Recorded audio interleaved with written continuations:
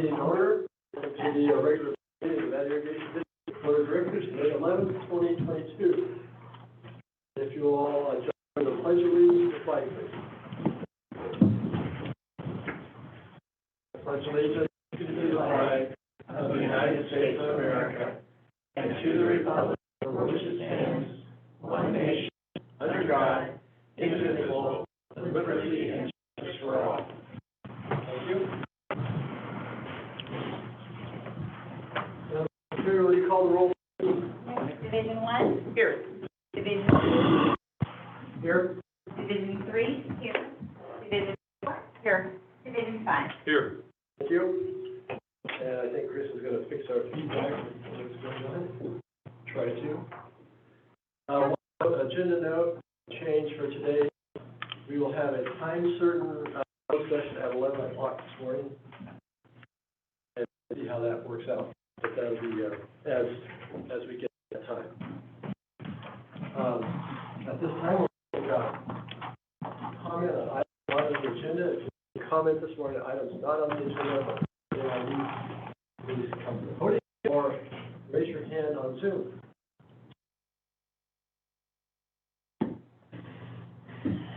Okay. Comment on items not on the agenda today. Oh, there we have one. Michael, go ahead.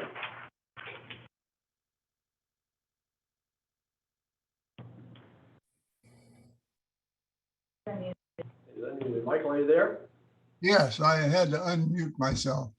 I just wanted to compliment the board on the last meeting before last of the plan for water. The presentation by the Nisenan group I thought was very informative, heartfelt, and resulted in a provocative and productive conversation between them and the board members. Moving forward, I'd like to see a land acknowledgement statement at the beginning of NID board meetings. And the other is I was reminded of the murals that are behind each of you there in the boardroom. Now, it's been a long time since I've been in the boardroom, but as I recall, those murals begin with the arrival of the white man. I don't believe there is a mural that documents the contribution of the people who were living there when the white man arrived. And I would suggest that if that is the case, that the board contract for someone to paint a mural that reflects the activities of the Native Americans at the time that the white man arrived. So thank you very much for this opportunity, and I hope you'll move forward on those two items. Michael, anyone else like to comment on items not on today's agenda? Turn on your phone. All right, seeing none, move to the consent agenda. So I'll entertain a motion to approve the consent agenda. Full items 3C and 3G. Karen, which one? 3C and 3G, and I'd like to vote 3A, please. 3C, 3G, and 3A. So, Mr. Chairman, I will make a motion to approve consent agenda items 3B, 3D, 3E, 3F, and 3H. Second. All right, Madam Secretary, roll please. Division 4? Wait, I didn't do public comment. I always forget that. I was, yeah. Yeah. Okay, so any public comment on the consent agenda? Start on your phone. Okay, Madam Secretary, you call the roll. Division 4? Aye. Division 1? Aye. Division 5? Yes. Division 3? Aye. Division 2? Aye. Thank you. Director, items 3C, 3G. Or we'll take them one at a time. 3C. Yeah, perfect. Thank you.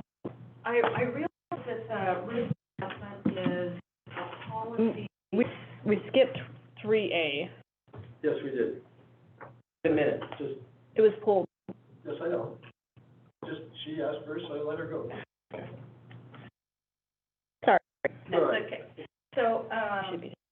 so I realize that the risk assessment on hydro is policy, so I'm not, but I'm reflecting that a year ago, we received this as a presentation, and, I note the similarity between the 2020 assessment and the 2021 assessment, and it's acknowledged in the report as well.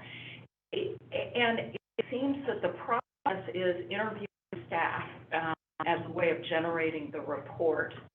And I have to question, since the staff are generating what the issues are, why do we pay an outside consultant to generate what our staff already knows and is working on? And I can understand having an outside group do a risk assessment to a degree annually. It's kind of like overkill because it takes time for you to be able to address all of those issues. And then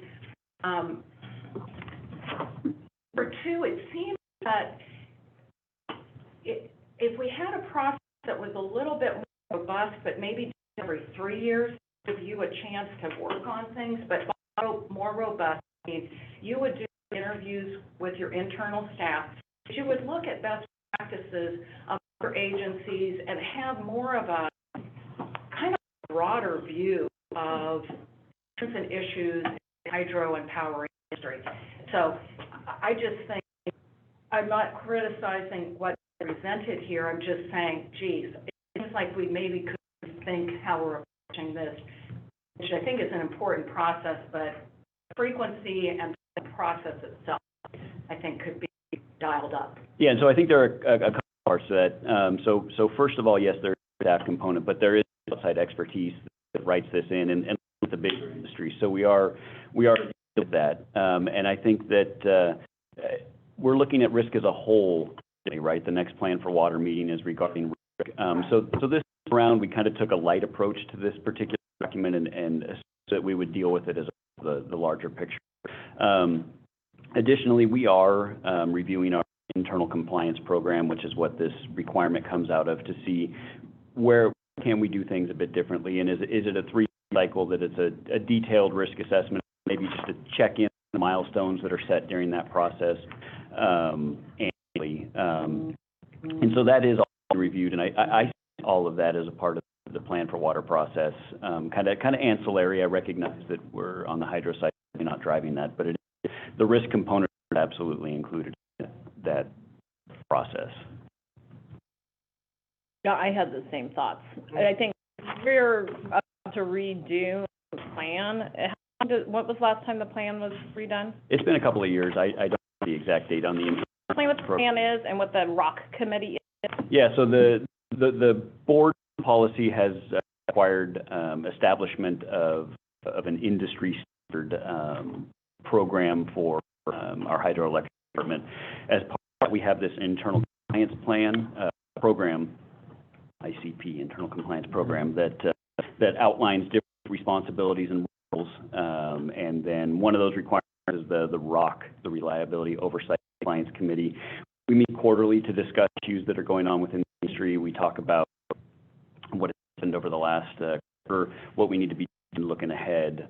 And so there's that component of it, and then there's this component of it, the annual assessment, where we kind of bring this information to the board and give you a report on what we've done over the last year. And so that's what you're seeing today. Now, it is time to dust that off. It has been a couple of years since we stepped back and looked at the bigger program, and so we're in the process of doing that now. But again, somewhat lagging behind the plan for water, so we see how that process unfolds. I don't think we certainly won't wait till into the plan for water, but as we get through the assessment phases and the strategic planning, certainly we'll be able to adjust those plans as needed. Ian, is there a regulatory requirement for timing of each risk assessments? Yearly, every 3 years? So it's a no but yes, sort of situation. There is no requirement says you will do an annual risk assessment. What it rolls into is if something happens, NERC and WEC do their investigation, they're gonna look at what is the culture of NID? Do they have a culture of compliance? Are they evaluating their risk?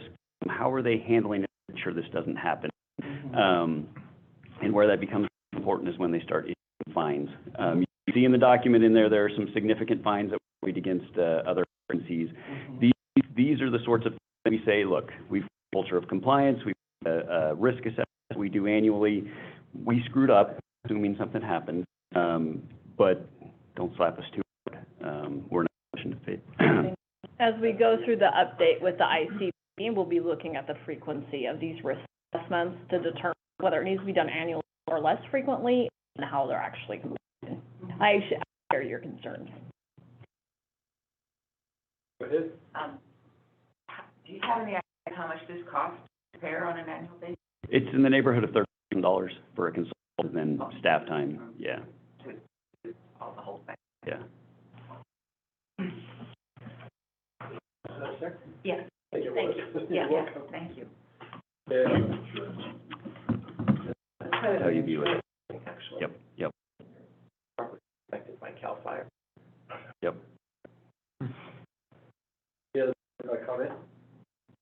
Any comment on this item, internal governance program annual risk assessment report? Or on your phone? All right, Secretary, will you call the roll, please? Yes, Division four? Aye. Division one? Motion to Other the motion. Motion to approve item 3C on consent agenda. Okay. Okay, now. Division four? Aye. Division one? Yes. Division aye. Yes. Division three? Aye. Division two? Thank you. All right, let's get it right. 3G, Karen. Can we take 3A? Go in order. in order. Okay. Well, it just makes the minutes messy. Okay. We're more apt to miss something. Director Peters, 3A. I just have a clarification on 50, is the last page of the 13th minute, I was director's report. And I just want to clarify what I had requested in the agenda. And so it says, now it says Director Peters requested board support for an agendized item like HDR task orders and purpose of task orders. I've never requested the task orders. I've requested the contract manager's listing or the log of the task orders. So I'd like to provide some minutes to read, to provide a list of the task orders, scope and deliverables for the $2.6 million HDR contract. That's what I requested. It doesn't matter to me. I've heard that request stated many different ways, in many different ways at this time. So I'm unclear as to what was actually done. And do not indicate that this board was not in favor of doing that at this time. That's kind of how I recall it. So that also. And that's it. That's it. I just want to make sure that the ask is clarified. So just, Okay, got it. just write a list of the scope and deliverables for the task, for the $2.6 million H contract. And that was it, and so I moved to approve item 3A. You have to state as amended. Is the board okay with the amendments as stated? Yeah. Okay, as amended. Okay. There's been a motion. Okay. And any member of the public like to comment on this item? That's our amended. Amending the minutes to reflect Director's attention. Turn on your phone. Any further board discussion? Madam Secretary, call the roll, please. Division four? Aye. Division one? Yes. Division five? Yes. Division three? Aye. Division two? Aye. Okay, now, Director Paul, 3G.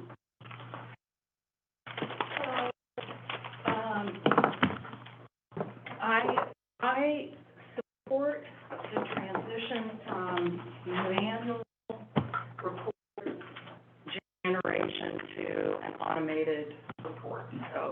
So that's clear. I also read our finances are a work in progress, and so what we do now may not be your intent, your overarching strategy or for implementation of finances to the bus board.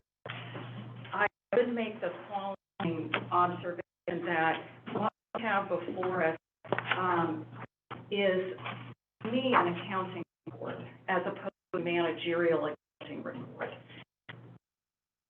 And I would make the distinction that a managerial accounting report would provide analysis, issues, presentation, areas of concern, opportunities. It does interpretation, presents red flags, it explains significant variances between budget and actual and year-over-year trends. And so I'm hoping that that's the direction we'd be heading, because, you know, I know that I think this is like 71 pages, 50 pages. No context for this. So I just, you know, it's there, but I don't know what to make of it. And I do see that, like, on page 9, there are some, so I would just use this as an example, explaining the differences between revenue in 2020 actual versus 2021. I mean, that is a very significant difference. Expenses are also notably different. We've talked about the impact of inflation on purchasing goods and materials, probably services as well. So it would be helpful to, at some point, have a report that would go help us understand how those things play out in the budget. So I'm not really critical of this at the moment, but just request that we have more of a workshop format where we're talking about kind of my perspective of what a managerial accounting summary report would be, as opposed to 70 pages line items. I mean, and that's a dismissed management report that you did present, because you did talk about, you know, kind of how you're moving, how you're categorizing funds, et cetera. So that's very helpful. I just think we need to move to the analysis piece. Yeah, I think that's a really good point. So as you say, we are a work in progress. One of the things that was happening before, I'm starting thinking a little bit more, we need to take a couple step back and start to understand how to read the actual reports, because what you were receiving before were not reports out of the system. They were heavily manipulated and not accurate. And so that is why the oversight of the financials was not sufficient to stop the large financial mess that we have now. So a lot of the revenue issues are because there's revenue counted twice. So some of it is difficult going to 2020, not being here, understanding, you know, for example, revenues in Fund 12 capacity fees were overstated in 2020 by about $6.5 million. So it was that somebody had it, so they just account for opening up a new fund, doing the accounting properly.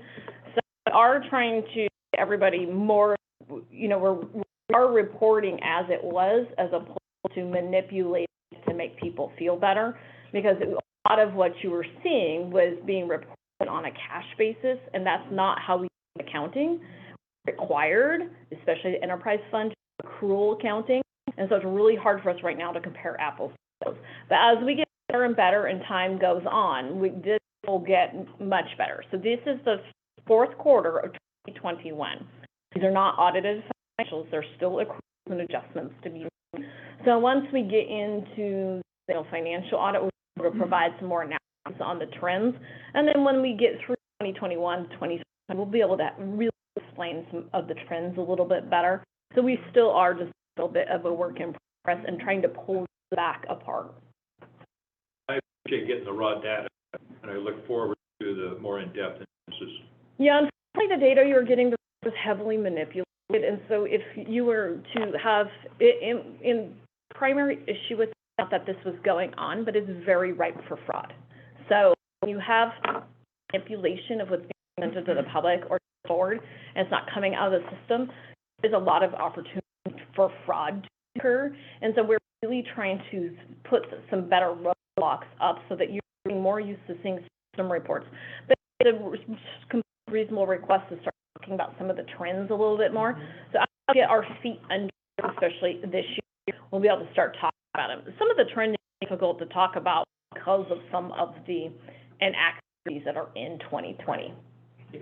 I recall that the budget methodology was highly unusual from my experience. It was. You know, overstating expenses, understating revenue intentionally with the goal of getting a loss on the budget and then coming in with a huge margin at the end of the year because they were budgeted in an unusual way. Yeah, we had a couple of huge issues, so revenues and transfers, sales tax revenue was also counted as revenue and the transfers as being counted.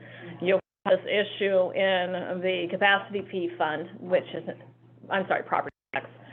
You also have an issue with capacity fee fund being opened. You have the washing of all expenditures, Fund 10. You get a lot of issues, so it's difficult for us to, give me a while, we kind of clean up, we'll be able to bridge backward really easily, and you'll be able to understand what's going on. But I do feel that it's very important we provide better context to these documents, which we will. I can certainly understand the need for that, but you really do need the reports to be ran out of the system. Sure, Yeah. Okay. No room for creative accounting. We don't need creative accounting, yeah.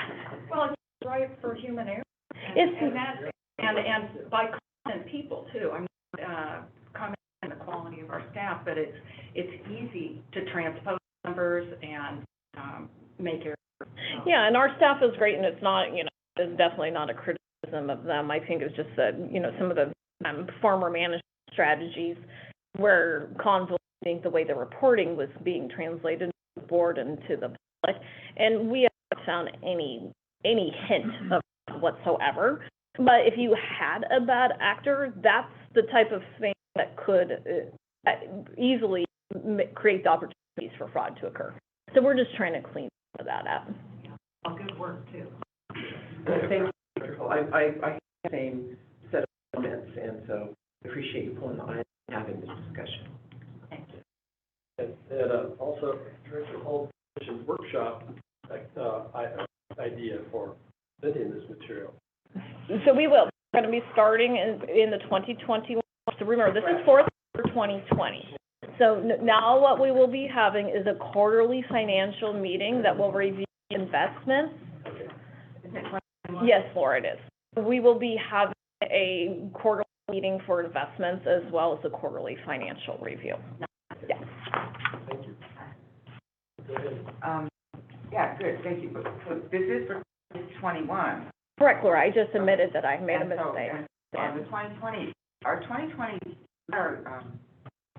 an external auditor, an independent audit of 2020 that further the audited financial numbers were audited by an outside expert or, auditor. Consultant. Consultant. They will continue with, So there was all that error and we got our accounting awards of excellence, all of that.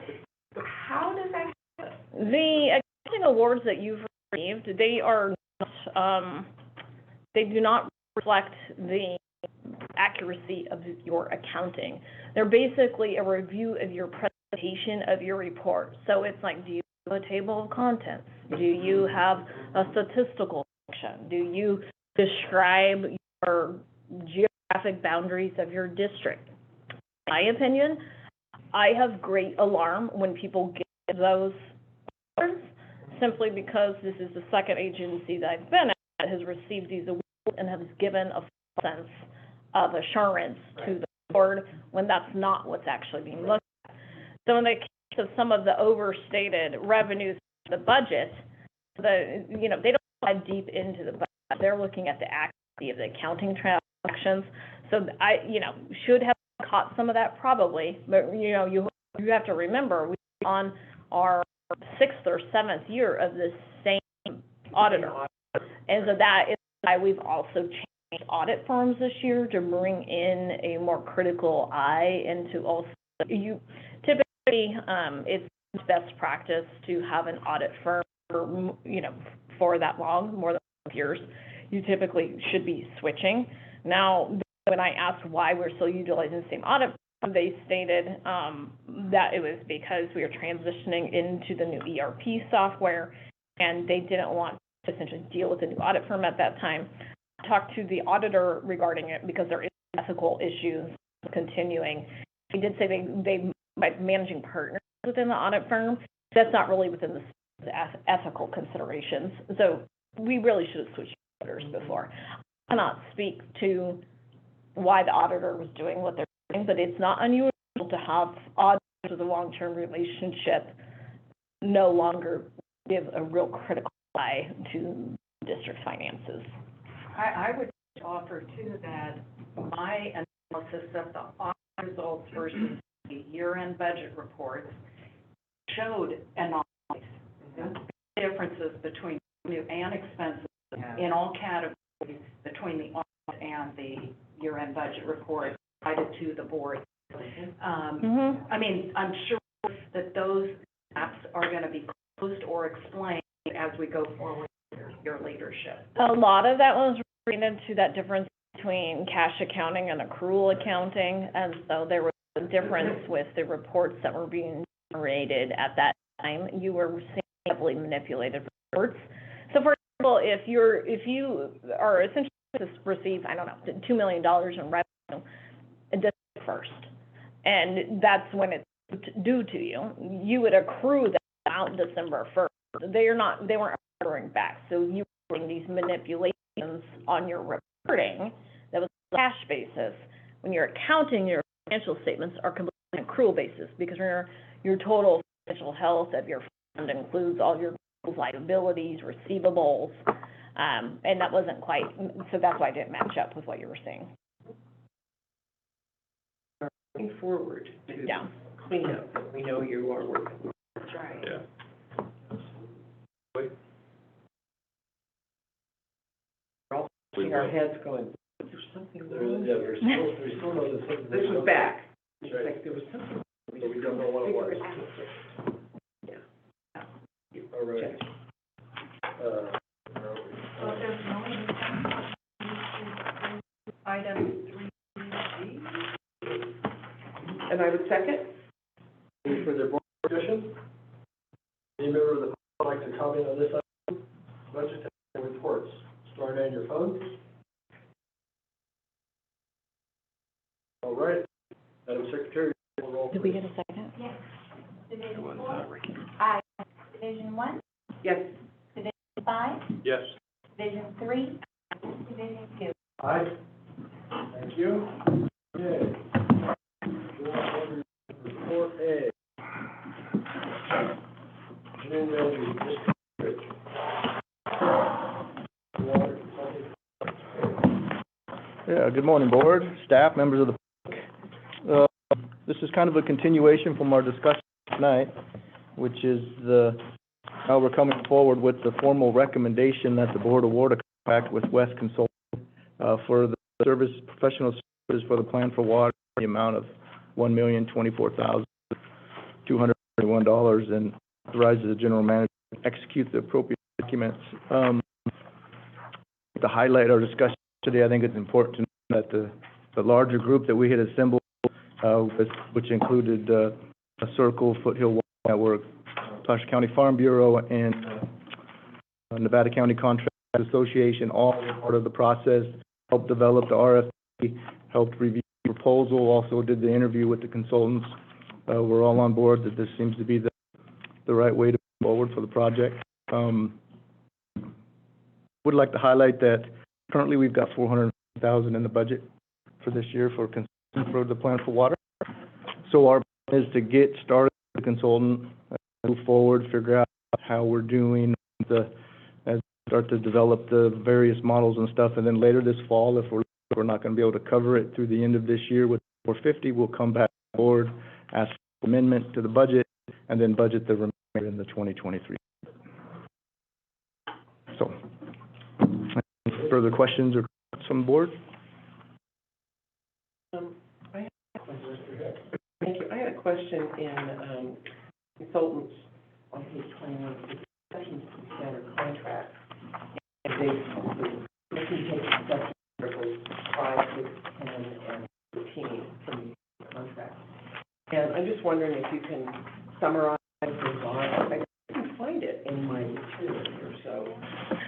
Yeah, I didn't include the standard consulting contract, which, Right. yeah, Yeah, so I noticed that it was hard to tell what. I don't specifically know what those are. And typically, they're related to the indemnity clauses, assuming that's what it is. Yeah, so when you enter, and Dustin can speak to this, it's like to have very broad indemnity language for everything done, including if you look at us right now. And the consultants usually like to narrow that out a little bit back and forth to come to a reasonable place. It's pretty common that there's some minor adjustments that we do legal counsel to confirm and then make adjustments to the consulting contract. Yeah, there's nothing, Worked out. yeah, when I looked at it, Impediment to moving forward. I looked at it originally, I can't remember what they were specifically for, but the items that they identified were nothing that alarmed me. It was standard stuff, so I would imagine we'll be able to get it without any trouble.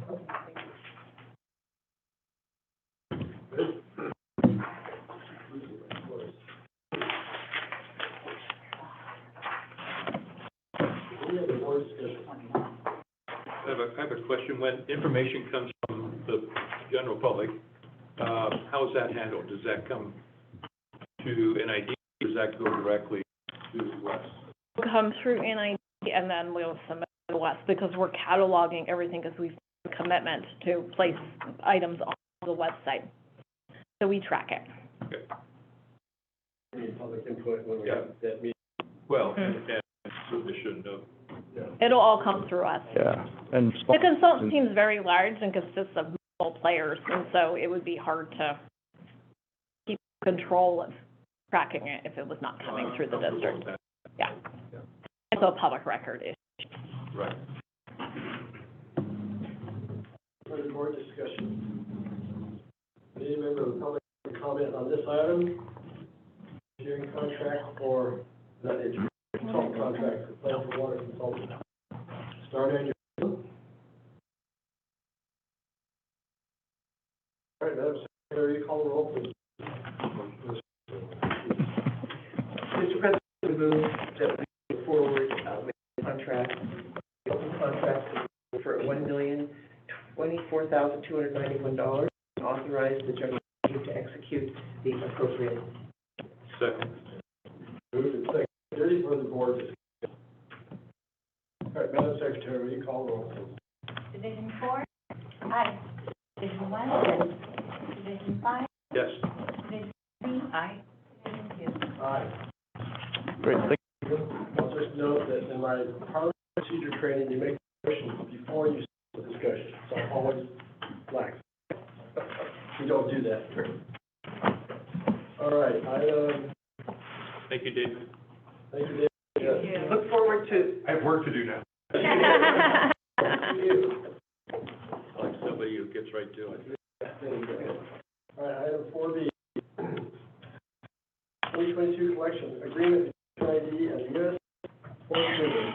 Good morning, Monica. I think I can kick this off and then hand it over to Monica. Okay. So this is a follow-up session we previously discussed as a workshop. So the purpose of the collection agreement will allow payment from NID to the U.S. Forest Service to operate the campgrounds are stated in the staff report, or as we refer to them as the upper division campgrounds.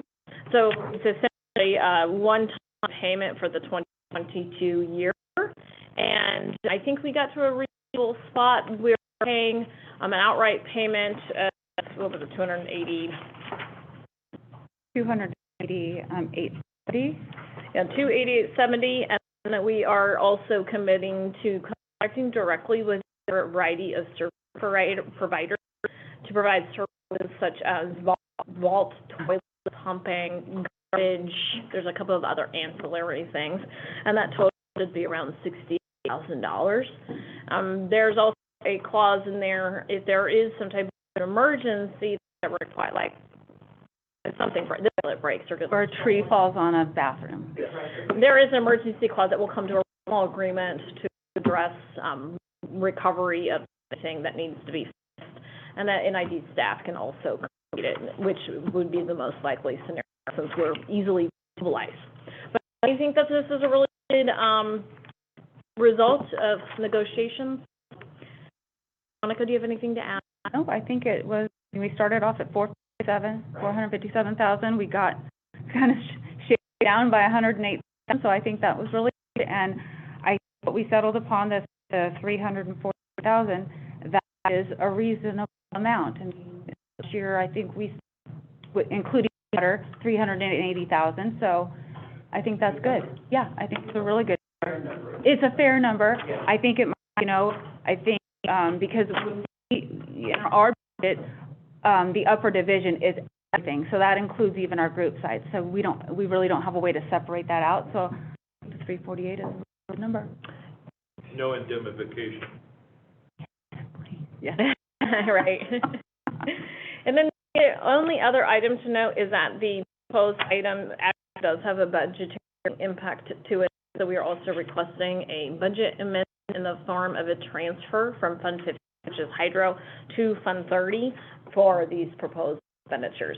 So one of the things that you'll notice that we do differently now is since we adopted the budget resolution, we also amend the budget resolution.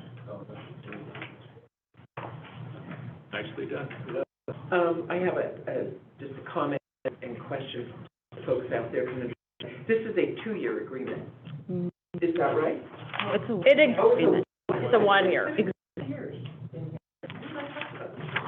I know, and I went to go look at what Maybe you were thinking that at the top, our special use permit was 3-year. Okay, so this is then year to year for the moment. For the moment, yes. Well, the expiration date, say 12/31/23 on page 9. Oh, good. Yes, okay, thank you. I knew I saw it. Through the 4th. So that's what made me Need to fix wonder, that. and in fact, I had asked Jennifer, I said, gosh, No. 358 over 2 years. That's good. That is a 1 year annual payment. Yeah. I would propose that you provide the general manager the authority to amend that date as appropriate. So this is 1 year. Yeah. And then next year, we'll be sort of seeing where we are in relationship to the issues that come before us, the liability. Correct. Okay. And I presume you continue to work on that with the service, whatever they need from Their intention wasn't for that payment to cover both years. No, it was not. Right. Can you give us a little insight about how the negotiations went? So that we don't have an issue anymore regarding the fire issue because we hold no legal liability for it. They are able to restrict fires as they see fit, and we are able to restrict fires. But for a while, the negotiations kind of had a standstill. But I think that's why we're taking this route, because we couldn't come to an agreement. We were negotiating coming to a new agreement for concession.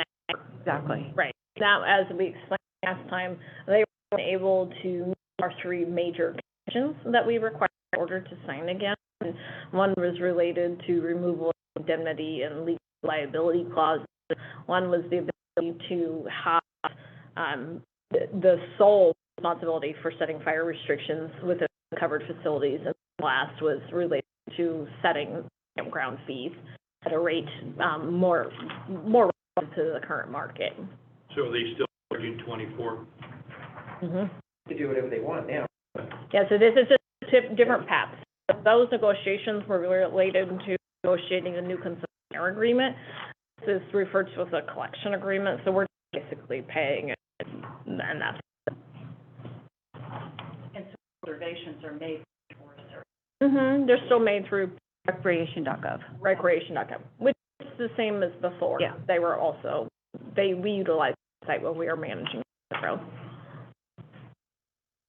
Okay, George Peters. Some of the campgrounds up there will have fires and some of them won't have fires. Well, our campgrounds are the Aspen Group, Silvertip and Foster Reed, and we have Bowman Campground as well. We will be able to say when we don't have fires. So when the conditions are at a point where we're like, okay, the lake's really low, and it's really warm, we can do that. Now, granted, Forest Service, their campgrounds still have fires, but we have the ability now to, in our own campgrounds, to say, we're done. Just like we do down here, when fire calls it, we call it. We'll likely sit between our campgrounds, so if we call fire, Yeah. call for fire restrictions, we'll also call for them up there. But doesn't the U.S. Forest Service have a temporary fire restriction until the end of the month? Well, they have, it's on their camp, their dispersed camping on 2020, and I think it's actually until 2025. Okay. Mhm. Yeah. If you have an RV, you can camp BLM land, Forest Service land, park. That's where the restriction is. No fire. Yeah. No fire. Well, and no dispersed camping as well, I thought. There's a book Yeah. on it. Of all the locations. What's till 2025? U.S. Forest Service new fire restrictions that they place on their dispersed camping areas around Highway 20. Okay. I think it's a great resolution, and thank you. I know this has been an up battle. Long going. Yeah. So with that, like, make a motion to take okay. So I would move. Yeah, post. Okay. Well, we can have it anytime. Okay. So I'm still messed up with. Okay, well, it's your meeting, you get to tell us what to do. Okay, is there any public comment on this resolution for the 2022 collection agreement between the U.S. Forest? Sorry. Okay. Now, entertain a motion. Okay. Did you make it? No, I'm going to do it now, please. So, Mr. President, I would move to Resolution 2022-28-2022, approving the collection agreement between Nevada Irrigation District and the United States Department of Agriculture, U.S. Forest Service, Tahoe National Forest, USF, and the proposed amendment to the 2022 annual budget, and allow for an amendment by our general manager to correct the dates. Second. Second. Moved and seconded. Any further board discussion? Secretary, call the roll, please. Yes, Division 4, Aye. Division 1, Division 5, Yes. Division 3, Aye. Division 2. Aye. Thank you very much, Monica. Thank Bob? Jennifer? Okay. Okay. Next item is the report. Great, so I have two really fun things. First off is we have Mulch Magic giveaway, everyone, May 14th. We are going to be hosting that at the Nevada County Fairgrounds. Mulch really helps with reduction because it prevents evaporation from happening as quickly. So you put it on your trees and plants. It'll be free, self-load, but the Boy Scouts will be on hand to help you. So please feel free to tip your local Boy Scout. It's a little bit of a fundraiser for them. That is Nevada County Fairgrounds. It starts 7 a.m. to 11 a.m. on May 14th. Gate 8 at the fairgrounds. And secondly, the next thing we have is we have No Motor Day at Flat Lake on May 15th. Will be really exciting, so you can bring your paddleboard, your kayak, do a little swim if you can brave the coldness.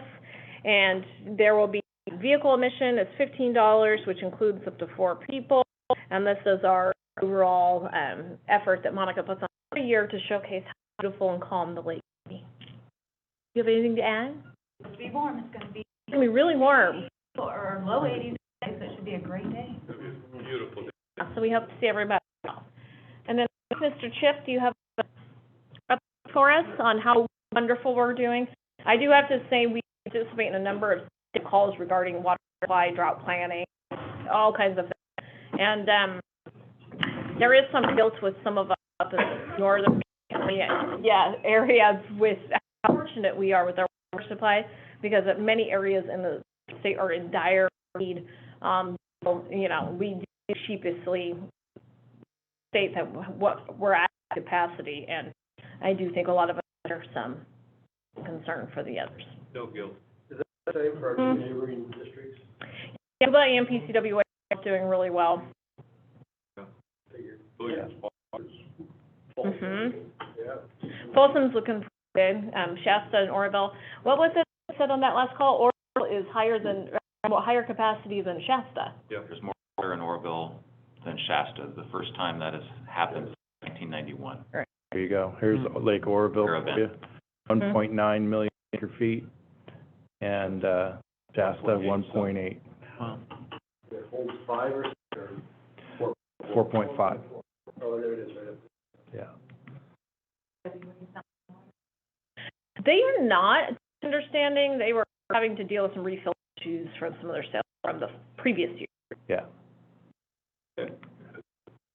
All right. So it's a good problem to have, but we're in the catbird seat to see who we can help and when we can help. I mean, that's the way I'd like to look at it. But here we are. Here's our Bowman precipitation as of 5/4. So we've already added almost another inch since this report with the recent round of thunderstorms we've had. But we're doing fairly well at 80% of average at 56 inches of pre. Below average, but the rest of the story is better. Our pack, if you remember, our April 1st survey was at 55% of average for April. After that round of storms we got, we actually added to the snowpack, and most of the storms have been relatively cold for this year, and added to it, so we're at 64% average. So we've actually gone up in the snowpack, which is pretty cool, pretty rare. Still average, but still take it. And then here's the bright spot. NID reservoir storage, we're at 249,000 feet. And again, this is a little bit old. We're still getting off and increased off. We're somewhere probably around 260,000 acre feet at this point in time. And in fact, we are now actively managing our reservoirs for spill, trying to keep them from spilling and trying to maximize power generation and doing all that. So we went all the way from, man, we're in a severe drought to, oh my gosh, too much water. So yeah, it's crazy. How much water have we irrigating in 3 weeks? Yes. That's this bigger. So how much have you pushed through? Oh, I don't have that number off the top of my head, but I can tell you that we have not been pulling from storage in any great amount to start the irrigation season and utilizing direct irrigation because there's still natural flows to do that. So if you recall last year at this time, we were already dropping our reservoirs down, pulling as much as we could. This year, we're still gaining, and we're a month in. And that's why the timing of this rain and the cold nature of these storms have really helped damper the demand for irrigation season, which is great. I have 2 questions. Yeah. The first one, so our upper reservoirs, are they all full now? So They were still a little low. they were lagging last month. Yes, you're correct. But now we are. So Jackson Meadows specifically is one of the reservoirs that we're concerned about it coming and spilling. And so we're doing everything we can to push water through the system and make power so we don't have to drop it and spill it down the natural waterway. Instead, we'll generate power and send it through our distribution system. Yes, so those reservoirs are coming up pretty full.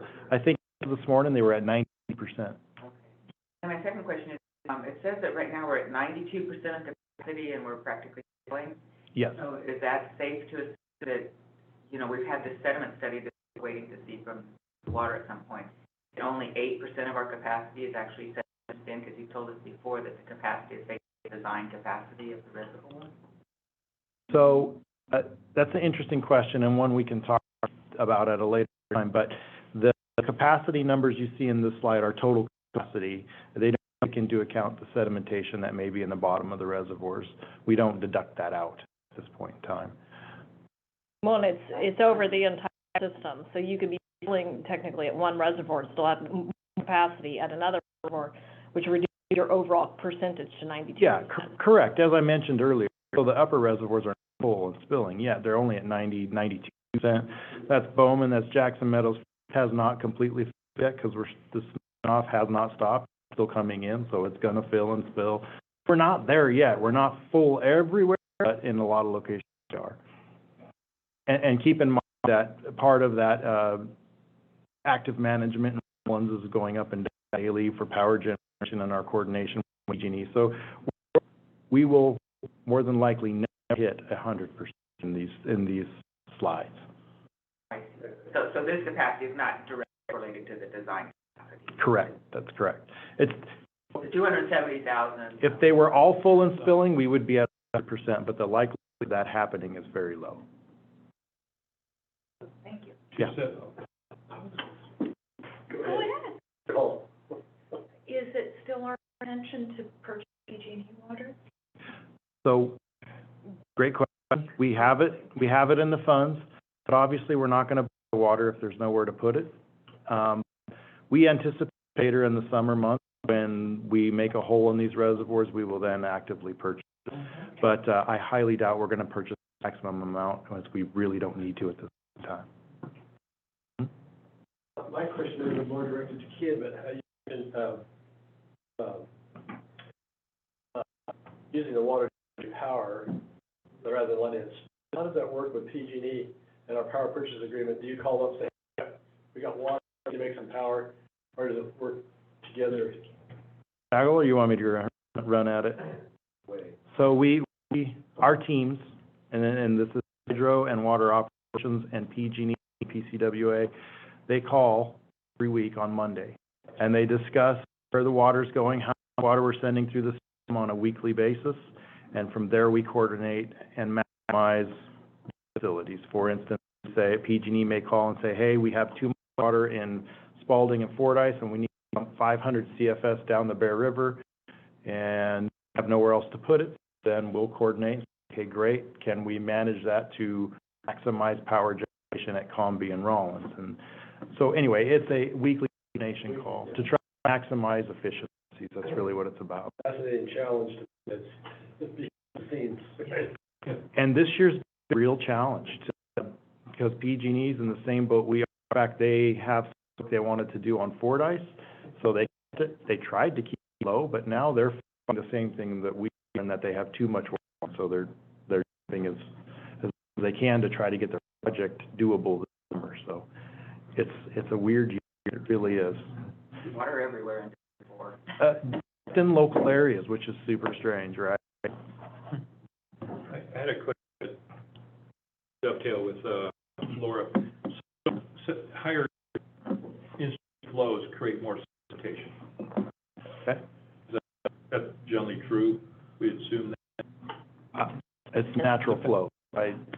Depends on the topography, I suppose. Depends on But if you exactly. increase the sedimentation generally, Okay, so the erosion. my view on that, Rich, is maybe a little different than yours. So during an in-stream flow period, the reason you're putting water into the stream is usually because flows naturally are very low. Your winter events, your rain on snow events, your heavy Pineapple Express type storms are going to be way higher than any in-stream flow you're ever going to put in the creek. And so I wouldn't say that our in-stream flow contribution is creating to sedimentation or leaking sedimentation moving through the system. Okay. Because they're generally during low flow periods. During those storms, you've seen boulders go down. Yeah, exactly. That I expect, yeah. Yeah. Go ahead. So, I love these discussions, by the way, every time they're great. So my question is, so if we are in abundance and the rest of the state is not in abundance, maybe this is for, what are we gonna expect in terms of regulatory demands potentially on our supply? So I'll start just real quick and then maybe hand it to Doug. Essentially, Governor Wilson came out and did an executive order, N722, I think is what it is. Essentially says that all water utilities must implement stage 2 of their drought contingency, which means we all need to conserve and cut back 20% of our water usage. There was some question in regards to, is it punitive, is there fines associated with it? We did attend a few informational webinars on what they expect. Really what they're asking for is to implement the demand management measures within our drought contingency plan. That means the thing, drought contingency plan that says, here's what you will do to cut back on water usage. And so staff is working on a drought resolution that complies with that, and we'll be bringing it back to this board, hopefully at the next meeting. And so we intend to comply with the executive order, even though our current conditions don't necessarily put us in a straight stage drought. I'm also hopeful that the district can utilize what we have to help out the bigger picture. And I think that's something that will be back as discussions at this level, either through VAs or water transfers or any of all that. That's still ongoing conversation. We're back into discussions related to VAs with the state board WR, and then there are some opportunities, as Chip stated, to help some of our partnering agencies in the form of potential water transfers. None of that has even been worked out in any specifics. 20% on treated water or 20% on raw and treated? It is very non-specific. Well, let me take that back. It is very specific in the executive order that says urban water usage. However, if we implement stage 2 of our drought contingency plan, it includes. So what the district and some other agencies have done in the past is utilize not only the urban water conservation numbers as meeting the benchmark, but also the conservation they achieve in the irrigation water and using that benchmark as well. So we're exploring how we're going to handle that with the irrigation water customers, and I think there are portions of the stage 2 drought contingency plan we'll be recommending implemented on the irrigation as well. You know, things like make sure you're using water efficiently, don't flood irrigate, don't use irrigation water that causes runoff off of your property, things like that. Pretty common sense. And there was some talk about maybe even starting the season a little bit early to hit the 20% target that we need to hit. I can tell you, because of the volume of water we use for irrigation, raw water irrigation, we wouldn't have to stop the season very early to hit that number. I'm thinking only about a week is all it would take. 3,000 acre feet. 3,000 acre feet, that's what we would get. No surcharge.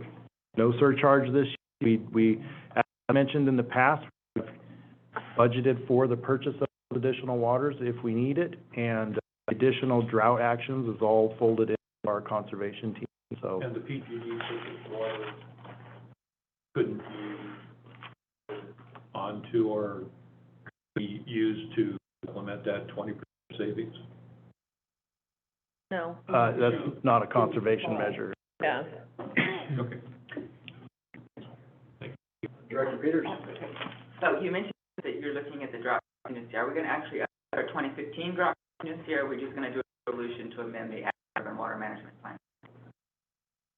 So the drought contingency plan that remains in effect is the one that was adopted with the urban water management plan. That is our current contingency plan.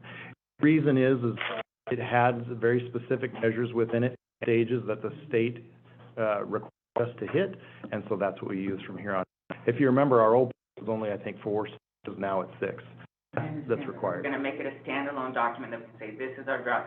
Eventually. On our, Sure. but not on this. No. That you got to go to the ag or urban to see what it is. No, it's you don't have to go to ag or urban plan to see what it is. It's been notified. So it is standalone. It could just be posted. It can be pulled out, yeah. Sorry, maybe I misunderstood the question, but as of now, it is in chapter 6 of the urban water. Can't just go and find it. Pulled it out and put it. It's on the website. As a document. No, the drought contingency plan is on the website. Under the financial and district documents? I think under the water and the conservation page, but I'll double check that. I think it's adopted, It was adopted by the board through resolution. The last time the board saw it, which was, bring it back last line. Ish. Yeah. I still advocate to have a, like the 15, when a document is standalone, this is our drought. It is essentially that. It's just tables that have additional information on the 2015. This is like the budget, it's, you know, it's not, management, it's not the overview thing. Okay, I mean, that's my personal. all right. Hey, thanks. Yeah, that's, Just confirm where we are with new customers, the raw water side. yes. And fall and winter water. Can you tell us where we are with that? Yes, so currently, if you remember, we were at a stage 2 drought. In February, we dropped that down to a stage 1, so we were only voluntary and we allowed new sales. We are still in that category as we speak. We implement a stage 2 drought contingency plan item that the governor has asked that we do. We plan on implementing the demand management measures in there for irrigation water customers. One of those is that new customers continue to be allowed, but will only be limited to 1 minor's inch of addition. So there's a throttling effect going on there. That's for new customers and increases. So that's what staff anticipates proposing as part of this measure. Also, the fall water is not available. Winter water would be available to existing customers, existing amounts only. Okay, so existing winter water customers, not existing raw water customers. So, Generally, bigger pool. no fall water irrigation customers. Winter water irrigation customers would be only existing ones at existing amounts. Got it, thank you. No new, essentially. Okay. It defeats the purpose of conserving all the water just to sell it to customers, and then we don't hit our target, so. Yeah, you know, I would just comment as a small operation person that cutting off water even a week early is a hardship. And we believe there are others in a like circumstance. I'm not saying that we won't ultimately have to make that decision, but it's not without significant cost from a, you know, because our overs typically into November are so dry. Yeah. So I just, and we have water somehow, but maybe if we could work harder to get people to conserve during the year, we can avoid keep presenting that. If we don't get the conservation we need, we're going to have to cut off. Because I don't think people appreciate the implication if we don't conserve so what. Well, there is a so what in this instance.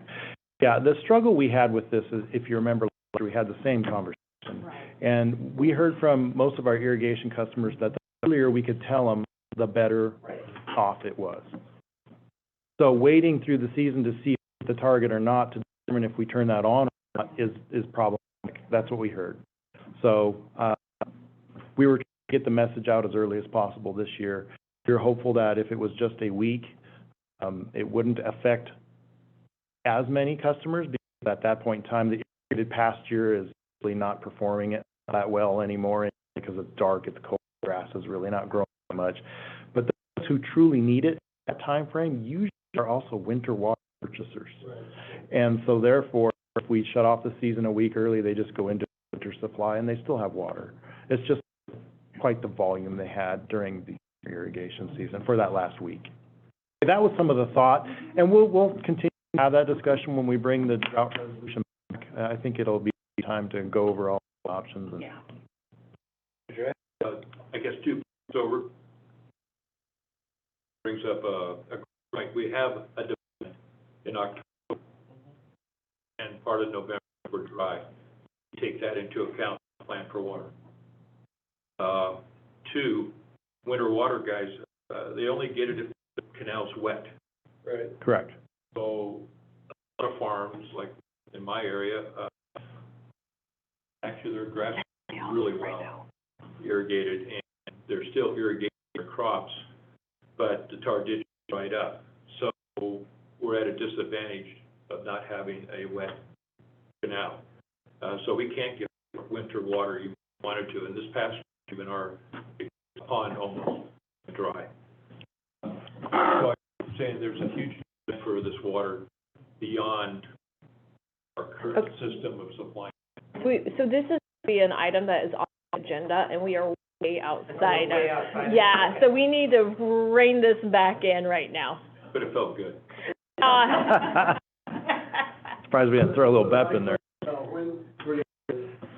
Bring it back, is that the next meeting? Next meeting. Yep. Okay, so, is our forecast for our storage as we move through the irrigation season. And you can see our carryovers are doing very well. We expect, at worst case scenario, we're gonna be at 144,000 acre carryover at the end of the year. That, keep in mind, this does not include any PG water purchase, so we're in pretty good shape there.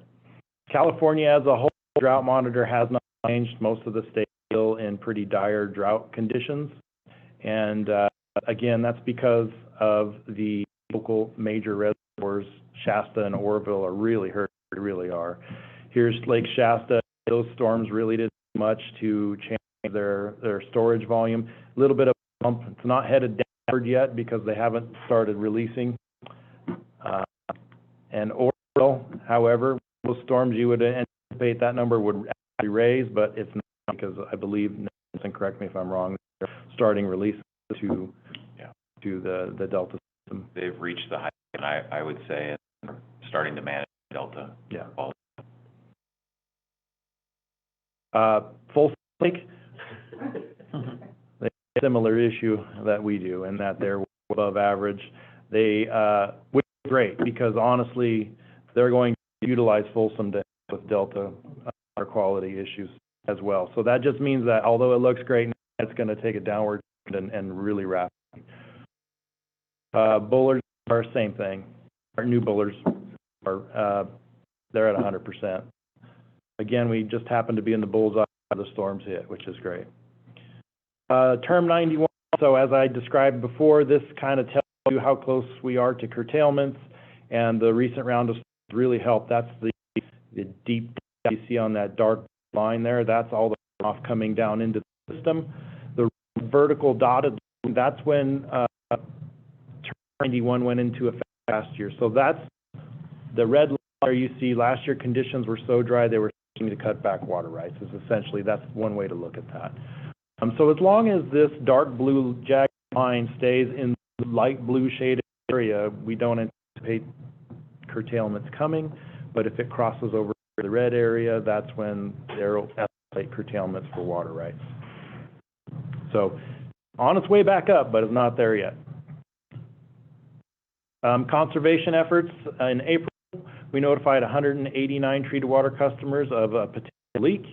We mailed 140 letters for high consumption, and our technicians visited 29 houses, which is cool. So our team is very busy getting that word out there. As Jennifer mentioned, we are doing the mulch giveaway, and we are working with RWA and trying to get the drought messaging there. We're reaching out to the local radio stations, trying to get some ads on the local station as well. Will we be emphasizing outdoor landscape watering reduction throughout our district to treated water? I mean, are we going to look at water landscape for everybody, or is it? So the answer, yes. I mean, we target everybody, and we'll talk about this more as the resolution comes forward. The same watering restrictions we're going to put our treated water customers were also asking for irrigation. So we'll get to that. Next, yeah. There's, the field technicians, so you and I talked about the fact, your observation that in the private canals that we have in my area, that people are overflowing water. Yes. So is that something that the technicians could help us as a community understand, or is that like out of bounds of? No, that's a great question. And I should specify here, the 29 technicians we're talking about are specifically the customer service field technicians. So generally speaking, this is treated water leaks and usage. However, our distribution operators also go out to those locations. We get reports of excess runoff from irrigation water use.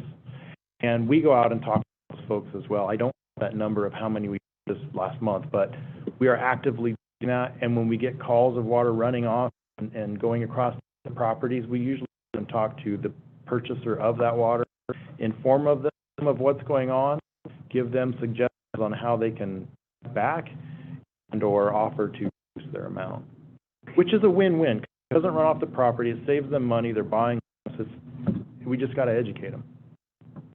So to get more information on that, the conduit is to email you and then get us hooked up with a water distribution operator? Yes, correct. Oh, just ask customer service and operations will take care.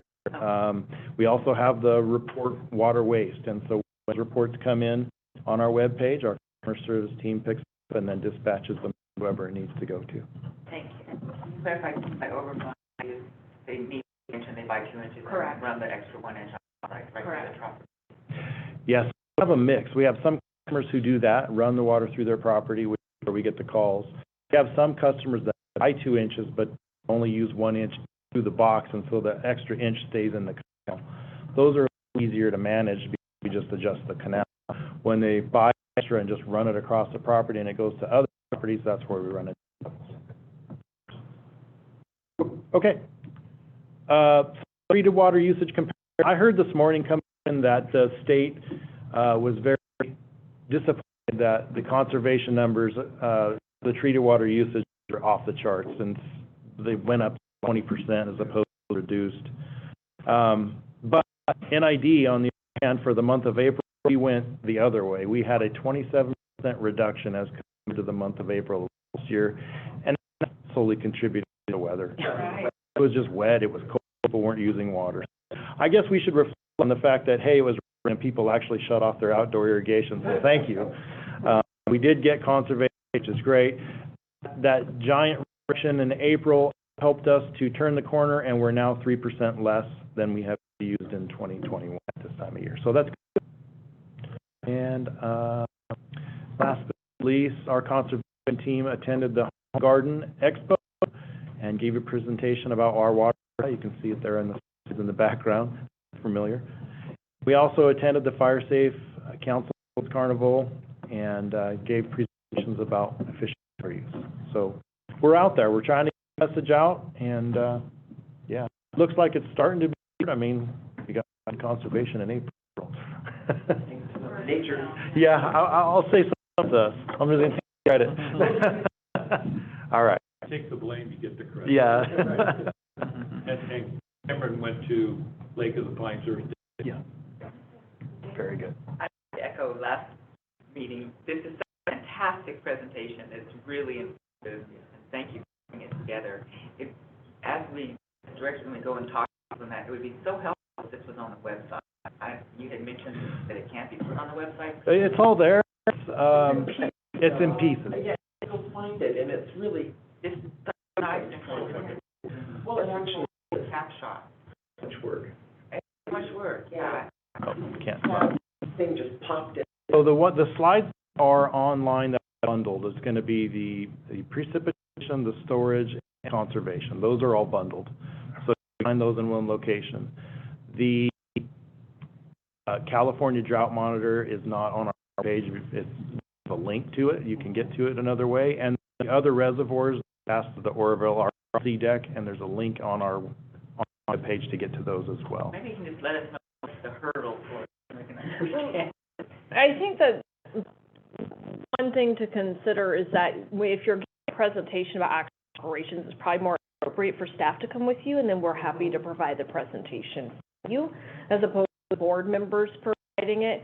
That just think that it provides some difficulties as it relates to being able to answering questions or what's actually going on or explain, capacity, storage, or any of those things. And so from an operational perspective, it really is best if you let the staff for you, but just let us know. We're free to come with you to any event that you're And so, but the public, this is fascinating. It's a one-stop shop snapshot for the public that wants to see what we're, NIDs might purveyor, they're gonna tell us what's going on. So all of the information's on the website with the exclusion of the drought monitor information, which is not our information, but Chris, do you post these in the minutes? They're not this No. minute, but you can easily add his presentation following the meeting into the website with this meeting. Yeah. Well, And- that would be Put it in one, great. because it's such a fantastic, and you put so much work into it. It just seems it should be made available. And it's always available via video. These are all these videos are posted to the website to also steer people in action, then they can benefit from the great conversation that also goes. By request. That's when we post this Yeah. as well as a document in the meeting. Thank you. That's good, yeah. I still go back to the original point Laura made, is if we have a section on the website that says drought, it seems like your most recent presentation is what we should see, not have to have the drought monitor go to a different website. You know, I just think, and it's promotion for what we're doing in terms of the multi-magic and so there's more context to it. And I honestly don't understand why we can't just have your presentation as a Chris just drought said we're gonna post it. but I hear it's posted to meeting minutes. We can post it anywhere, it doesn't matter. We can post, there's no big deal. And not only the drought contingency plan have a report, but people get the idea that we need to conserve. So I think what we're gonna do is putting this as an actual item, because we are on the Brown Act right now. So, I'll put this as an agenda item, we'll post it on the website, and it's taken. Thank you. Okay. Can we have one more? On mulch giveaway day, everybody loads their own. Is that because of liability? Wouldn't a brand new backhoe run in load help in loading all people? We're also benefiting public health and exercise. Boy Scouts are there to help. Wow. The Boy Scouts won't be able to earn any tips, That's true. and they're our partners. I gotta tell you, the Boy Scouts really do enjoy this program. They count on it for, It's a fundraiser. they really do. Yeah. Yeah. Get tips, Yeah. work for tips, put a little sign. Thank Budget shift. Great report.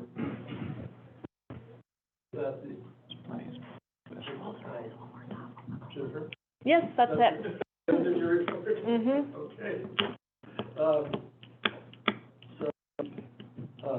Next is our board members' items reports. Who would like to go first? Who's volunteered? I will. I attended several of us, aqua meetings, it was 3 days this week, and in Sacramento, and it was just great. I came with my head bulging from the information that I received, and I've encouraged other directors to now have a to think about going when there's an opportunity next, because it was really remarkable. And there were several takeaways. I think the most exciting one was a potential funding opportunity for federal funding that then I shared all the information with Greg, and I think he's going to follow up within the next week or two.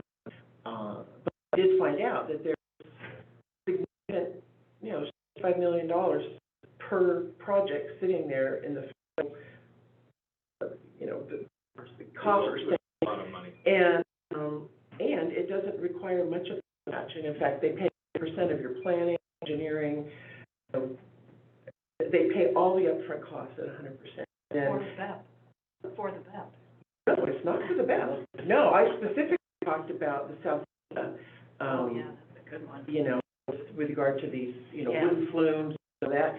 And I met with the CEO of the consultancy group who does the federal applications. It was really instructive, and I came away feeling, yes, this would be possible. So I think, Greg will follow up.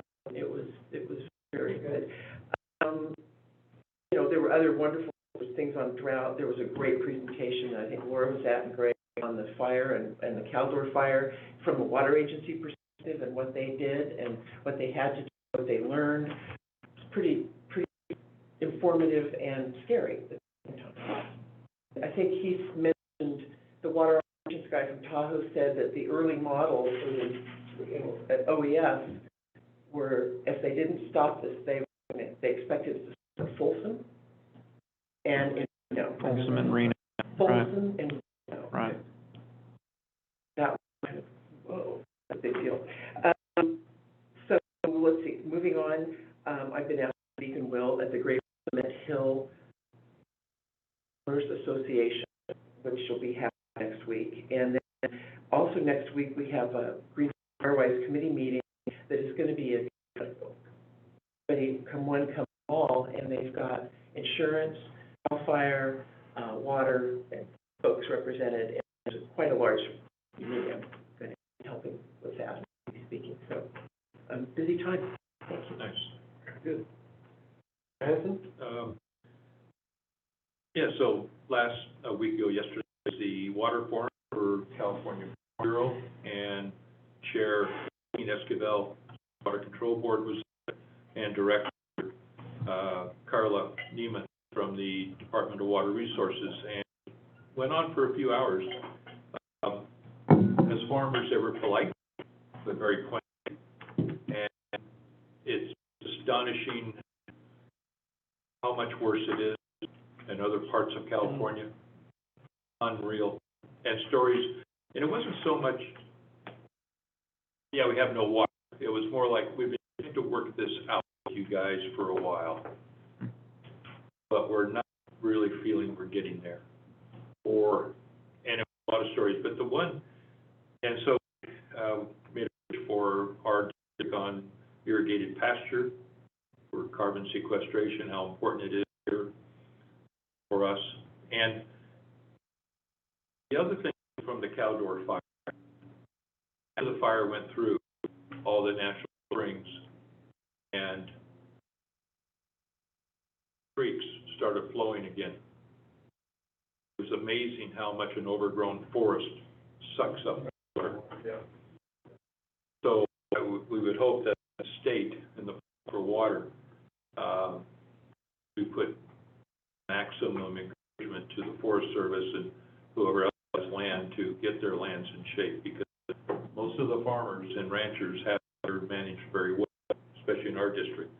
But in other parts, those forests are not managed very well, and they're sucking up the water.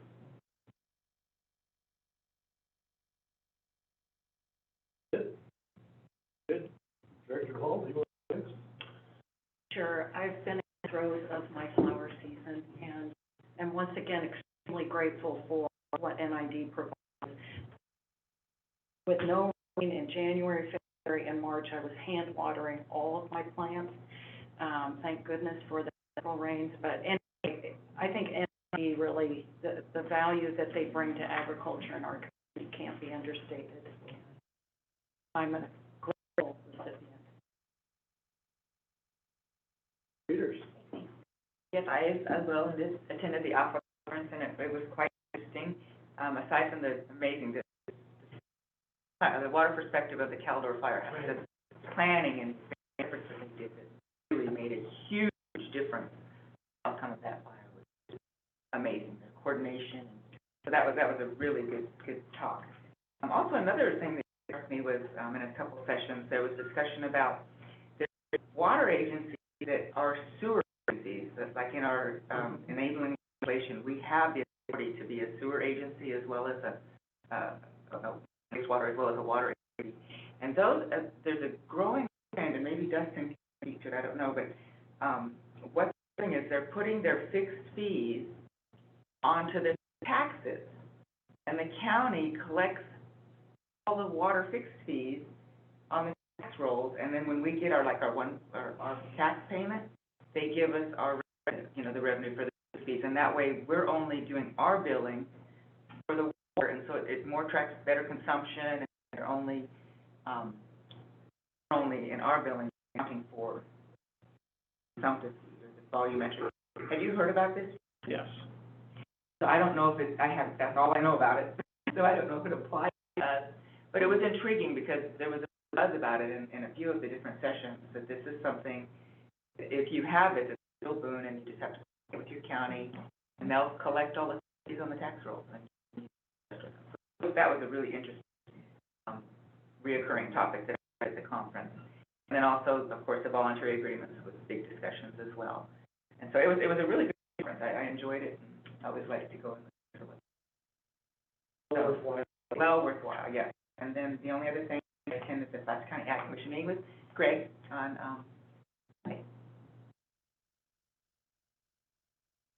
So for me, I attended the Nevada County Fair meeting last week. Robust discussions, water kept coming up every item, connection with water, but a lot of it, one of the comments that sticks in my mind is NID will consider an irrigation district. We're going to continue that mission. I said yes, the board is committed to doing that, so that was interesting. That came out.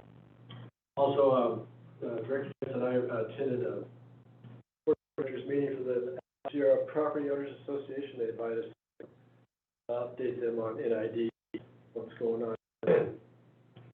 They're very active and a robust discussion too. So, great. Well, that ends our agenda. We announced we're doing closed session. We cannot. We'll have to wait. take a break. Question on the original agenda, the session item will not occur. That is correct. Yeah. Okay, in lieu of the published closed session item 11-8, we have a special closed session at 11 o'clock. So we reconvene at that time to take public comment at this time. Not yet. At 11. Okay, so we will reconvene at 11 o'clock. We are live. Okay, call the meeting to order. Welcome to a special Board of Directors meeting